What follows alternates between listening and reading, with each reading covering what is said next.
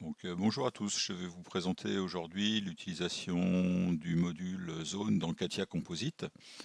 Donc on commence par définir dans GSD les zones et ce qu'on appelle les zones de transition. Si je reprends l'exemple précédent, il va falloir que je trouve et que je définisse ici des courbes parallèles. Courbe parallèle à cette courbe-là située à 400 mm et une courbe parallèle ici située à 300 mm. Donc voilà ici la zone dans laquelle je vais retrouver 25 plis et voilà la zone dans laquelle je vais retrouver 9 plis. Dans la zone dans laquelle j'ai 9 plis, je dois également ici et là retrouver mes zones de transition. Donc pour ça, on a vu que la zone de transition, quand je l'ai calculée, elle faisait 150 mm. Donc je vais décaler ici de 150 mm ceci et je vais décaler également cette ligne-là de 150 mm. Alors il y a une chose qu'il va falloir que je trace, c'est également la ligne que j'ai ici. Et la ligne que j'ai ici doit impérativement être tracée sur le support. Donc je vais tracer une ligne entre deux points. Le point ici, je vais créer l'intersection entre ça et ça. Le deuxième point, je vais créer l'intersection entre ça et ça. Et je ne vais pas oublier de définir mon support, qui est ceci. Voilà. Donc ici, j'ai ma ligne. Donc cette ligne-là est relativement importante puisque ça va être une des lignes de séparation de la zone de transition. Donc là, mon support, ma zone de drapage, ma zone de moulage est définie dans GSD. Je vais pouvoir passer ici dans le module Composite. Donc, Composite Design. Donc dans Composite Design, je définis ici le matériau que je vais utiliser.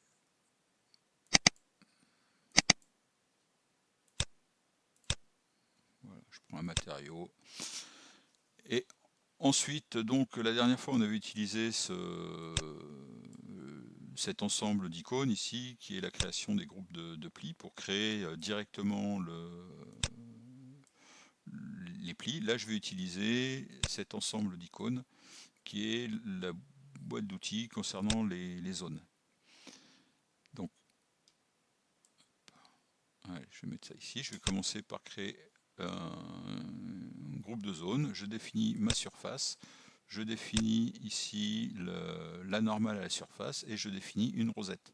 Ça va vous rappeler quelque chose, c'est exactement ce qu'on a fait la dernière fois, avec ici l'origine, ici l'axe X donc qui va suivre ceci, l'axe Y qui va être dans cette direction et l'axe Z qui va être normal ici à ma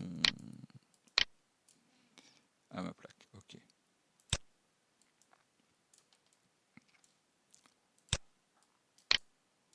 Et maintenant, je vais pouvoir définir mes zones. Donc je vais définir une première zone avec le contour qui est ici. Toujours la même chose ici, tant que le contour n'est pas défini, vous avez une petite croix. À partir du moment où il y a un contour possible, vous avez ici une petite coche qui vous permet de valider. Alors vous voyez que ici j'ai défini le contour et je vais définir non plus un matériau, mais carrément un stratifié. Donc on appelle eliminate. J'en ai pas pour l'instant défini, donc je vais en créer un nouveau. Et donc ici, vous avez une boîte de dialogue qui vous permet de créer votre matériau. Deux possibilités, soit vous allez mettre ici le matériau, l'orientation et créer ça pli par pli avec la possibilité éventuellement de faire une symétrie. Soit, moi c'est ce que je vais faire ici, ce sera un peu plus rapide, en utilisant directement les nombres de plis. Donc ici j'ai 25 plis. Des plis à 0 degré, je vais les définir. Je vais en avoir 8. Des plis à 45 degrés, je vais en avoir 6. Ici 6 et ici je vais en mettre 5. Donc j'ai bien ici 8 plus 12 ça fait 20 et 5, 25 plis. Ok. Donc là j'ai défini mon laminé. Ok. Donc dans cette zone là, je vais retrouver 25 plis. Pour l'instant, je ne sais pas comment ils sont organisés, mais c'est pas grave, je pourrais changer ça tout à l'heure, exactement comme on l'a fait dans les groupes de plis. Ensuite, je vais définir ma deuxième zone, qui va être ma zone à 9 plis, avec ça, ceci, ceci, ceci. Alors vous voyez que en prenant ça, ça, ça et ça, il a retrouvé ceci. Mais je vais continuer, moi ce qui m'intéresse c'est ça et ça. Vous voyez que là de nouveau il a trouvé quelque chose de correct. Je vais créer un nouveau stratifié, même chose ici, avec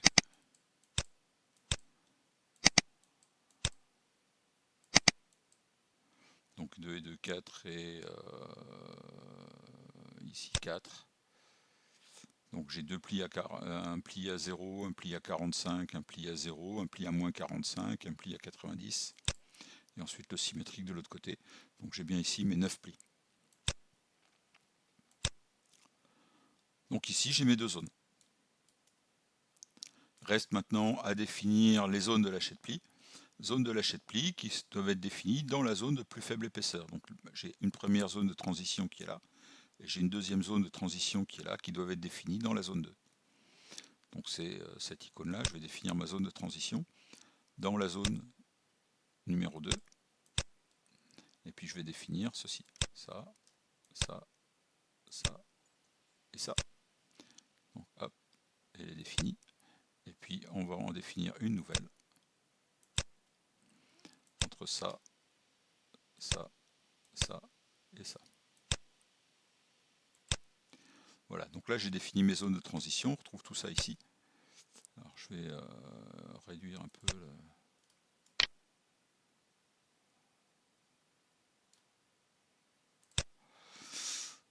Donc on retrouve la zone 1 avec le laminé, avec les 25 plis, etc.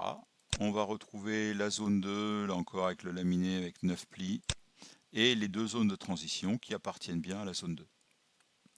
Donc j'ai terminé pour ma zone, je peux à partir de là, et sans avoir fait autre chose, obtenir ici le volume du composite. Alors vous avez deux icônes ici, l'icône historique qui est ici, puis il y en a un autre icône qui a été mis ici. Alors celui-ci est plus intéressant, parce que vous voyez que celui-ci finalement maintenant on ne l'utilise plus, puisqu'ici vous avez un icône, c'est marqué associative solid from zone. Donc là je vais faire un solide associatif, c'est vraiment ce qui va être intéressant ici. Donc je vais lui donner un nom, et je vais choisir soit la top surface, soit le solide. Donc si jamais je choisis le solide, voilà ici ce que j'obtiens. Donc je vais cacher tout le reste. Je vais cacher ceci. Je vais cacher éventuellement la surface de drapage. Je vais mettre une autre représentation histoire de voir les arêtes mortes. Et voilà ici. Qu'est-ce que vous remarquez par rapport à ce que j'avais quand j'utilisais les groupes de plis? J'ai plus les escaliers ici. J'ai directement ici une pièce qui aura été lissée. Alors c'est pas des droites, hein, si vous regardez ici, c'est bien des courbes.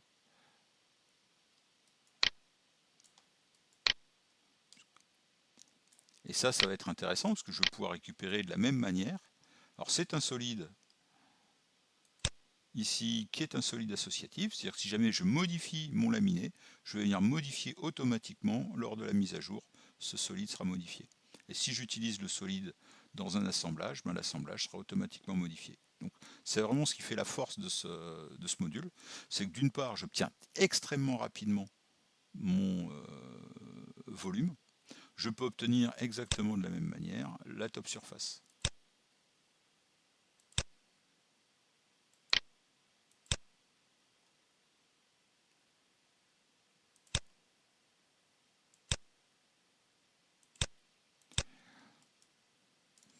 D'accord, donc si jamais je mets ici mon...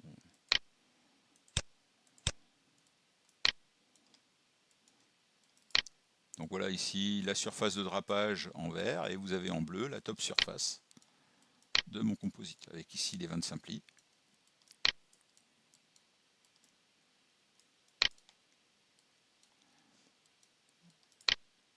Et avec ici les 9 plis. Donc 9 plis ici,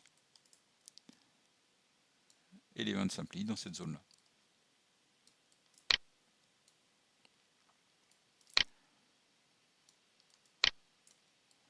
Alors vous allez me dire maintenant comment je peux obtenir mes plis et brasser mes plis. Bah, là, deux solutions. Soit je crée tout de suite à partir de ma zone ici des plis. Donc je peux créer des plis à partir des zones.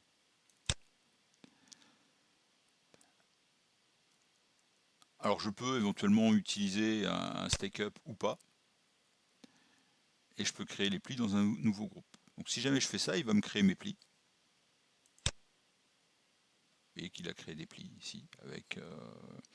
Et j'ai la possibilité éventuellement de visualiser les 25 plis qui ont été créés.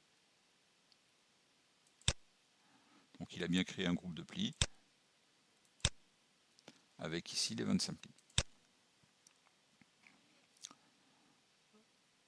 Je pourrais éventuellement faire ce qu'on a fait la dernière fois, une section, voir un petit peu ce que ça donne. Je ne sais pas trop comment ils ont été créés pour l'instant.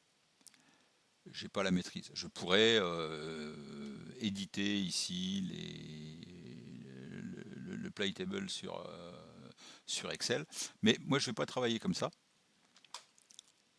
Donc ça je vais le supprimer. Je vais supprimer ça aussi. Parce qu'en réalité j'ai quelque chose ici qui est intéressant, qui est la création d'une feuille Excel à partir des zones. Et si jamais je clique là-dessus, je vais aller déposer ça dans un endroit où je suis sûr de pouvoir le retrouver. Donc je vais mettre ça dans... je vais déposer ça sur le bureau. OK. Et puis je vais l'appeler STZ. Comme ça. Ouvrir.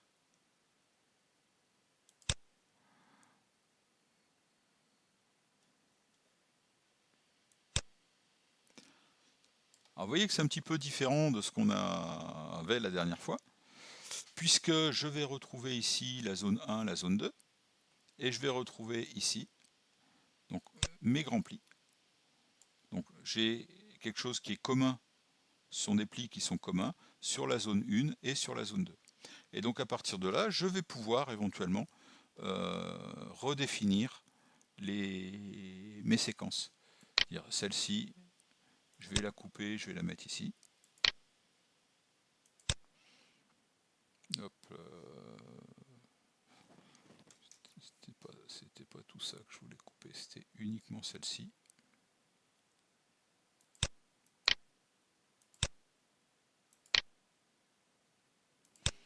Ensuite, je vais mettre du 45.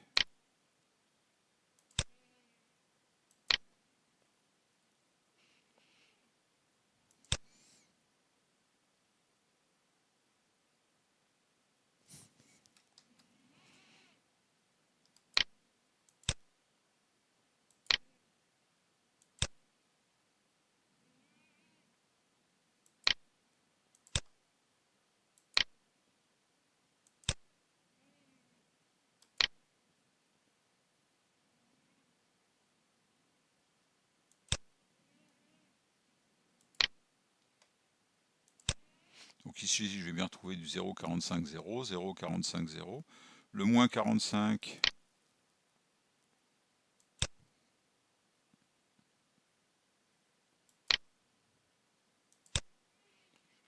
ici, le 90,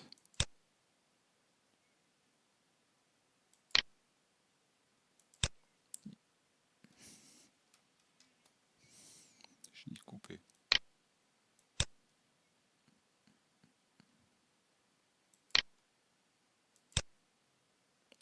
Et enfin le moins 45.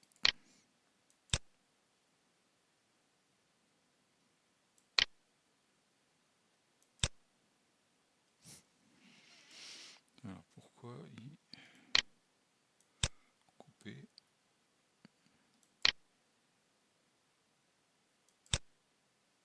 Voilà.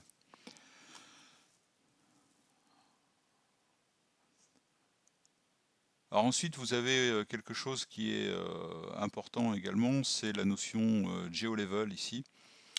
GeoLevel, ça va être le... Alors, je vais le laisser comme ça, je vais juste changer les angles. Donc ici, on avait dit moins 45, on avait ensuite du 0, du 45, du 90, 45, 0, moins 45.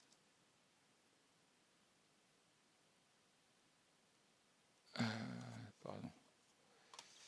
Ici, c'est du moins 45. Ici, du 90.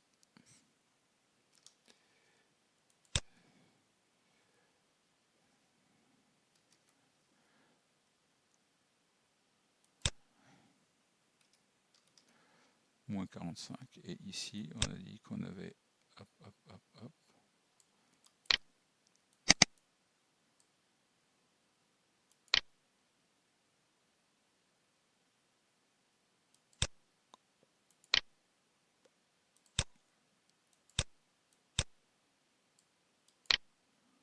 Copier et coller.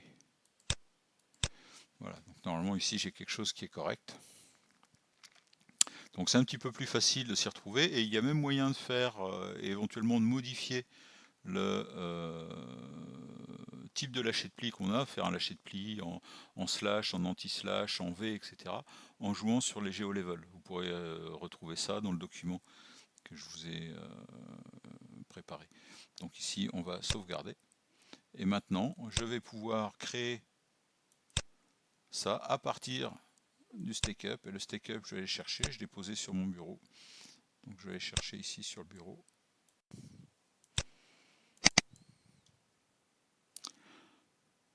Donc maintenant, si jamais je valide, vous avez ici la création des plis.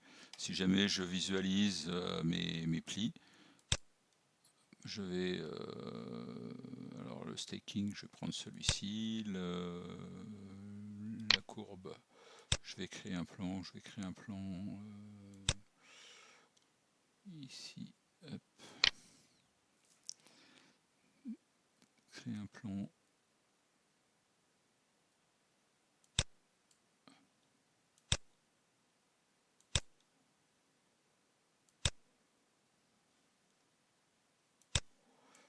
Alors, pas par 3 points, mais normal et une courbe.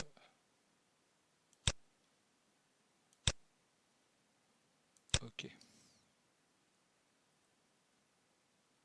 Alors j'aurais peut-être dû mettre un...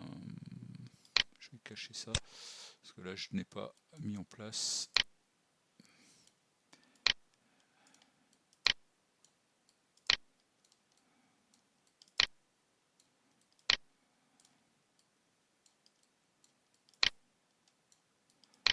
Ah, voilà, ça a l'air un peu moins propre que tout à l'heure, mais bon.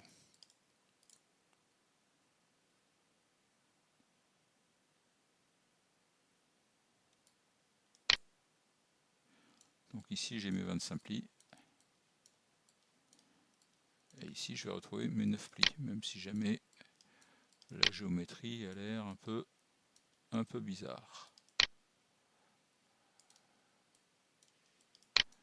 Alors si jamais j'utilise ceci,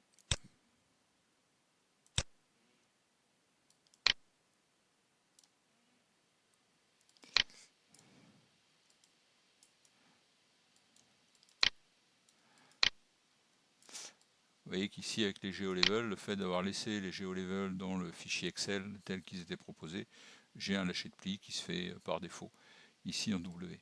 Je retrouve bien mes grands plis. Et ici mon pli à moins 45, 90, 45 et les 3 plis ici à 0, 45, 0 qui recouvrent l'ensemble de la pièce. Donc j'ai bien exactement la même pièce que celle que j'ai pu générer. Si vous regardez les plis, j'ai bien 25 séquences, j'ai bien 9 séquences ici avec des grands plis et j'ai bien 16 séquences avec des petits plis. Donc vous voyez que l'utilisation des zones n'est là que pour aider et faciliter la création des groupes de plis. Hein, le résultat final et ce qui va me donner ma pièce composite, c'est bien les groupes de plis. Notamment si je veux faire ensuite de la partie ingénierie, la partie fabrication, je vais bien travailler sur les plis qui sont ici. Exactement comme avec les outils précédents de gestion des groupes. Donc ce que je vous ai dit, c'est que la conception préliminaire peut se faire de plusieurs manières, avec les groupes de plis, manière standard, avec les zones quand on a des épaisseurs de stratifiés importants, avec les grilles qu'on verra un peu plus tard, et éventuellement avec le slicing, c'est-à-dire en partant d'un volume qu'on va découper en surface parallèle. Donc voilà pour la présentation des zones. À retenir, c'est que moi c'est certainement la solution que je préfère, que je préconise, parce qu'elle va nous permettre d'obtenir ici les solides et les surfaces directement avec des rampes et non avec des marches, des escaliers, donc directement avec des rampes. Et surtout, ça donne des éléments qui sont associatifs. C'est-à-dire que si jamais je viens modifier mes zones, alors pas modifier les séquences, hein, si je rajoute des plis dans une séquence, ça ne va pas se retrouver dans le volume qui a été généré par les zones. Par contre, si dans les zones, je viens modifier mes stratifiés en disant bah, je change de matériau, je prends un matériau plus épais, ou au contraire j'ai un matériau, je rajoute des plis, etc., ça va directement impacter les volumes qui sont proposés. D'accord, donc voilà pour cette présentation. Je vous ferai un autre exemple avec les zones pour vous expliquer ce qui se passe quand on a des zones de transition qui se connectent les unes aux autres. Il faudra utiliser ce qu'on appelle soit définir une épaisseur à certains points, soit définir les ITP, c'est-à-dire le nombre de plis que vous avez à certains points particuliers pour que le logiciel puisse retrouver ces petits. Donc voilà pour cette vidéo, à bientôt pour la suite.